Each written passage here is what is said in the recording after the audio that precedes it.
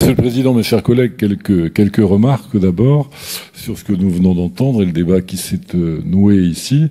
Je voulais d'abord vous dire, alors sans côté provocateur, mais je me disais en début de séance que finalement la crise avait du bon, parce que j'avais trouvé que ce matin, les présentations qui étaient faites étaient beaucoup plus raisonnables, moins caricaturales que d'habitude. On n'avait pas eu un immense lamento contre le gouvernement, on avait eu une présentation des choses beaucoup plus équilibrée. Donc je m'apprêtais à vous féliciter. Mais fort heureusement, les interventions de nos collègues, Madame Curval et Monsieur Laborde, ont un peu rétabli quand même la pratique usuelle dans cet hémicycle, c'est-à-dire que la grande faute du gouvernement est revenue, et j'ai beaucoup apprécié les propositions irresponsables du gouvernement avancées par Madame Curval, qui m'ont paru être de la modération, l'objectivité, etc.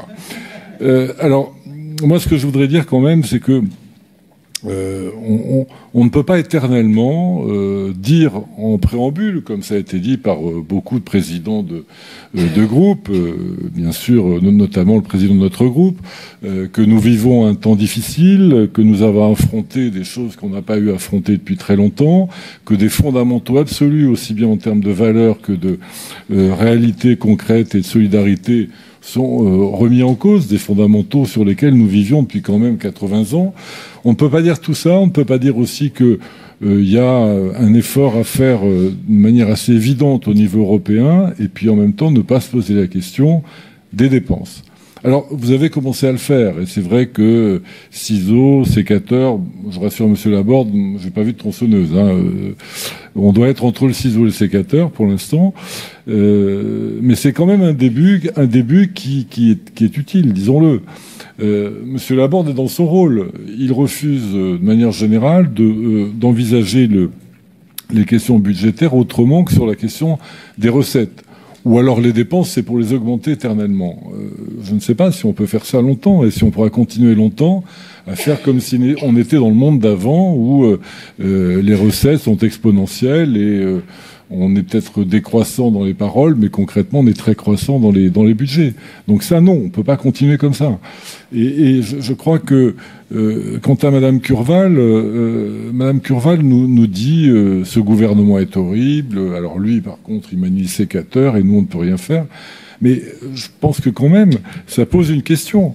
Dans un moment comme ça qui appelle à la solidarité nationale, qui appelle au sursaut national de partout et de tout le monde, est-ce que le département doit s'exempter totalement d'efforts et de questionnements sur sa pratique? Alors, j'ai entendu, Monsieur le Président, que vous commenciez à dire non.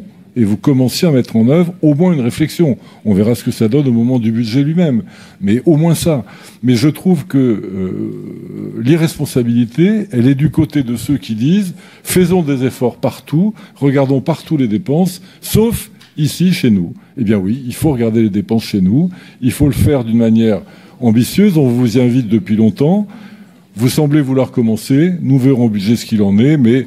je crois qu'on pourrait aussi envisager de partager cette réflexion, mais pour qu'on partage, il faut que vous nous en donniez les moyens et des moyens en profondeur.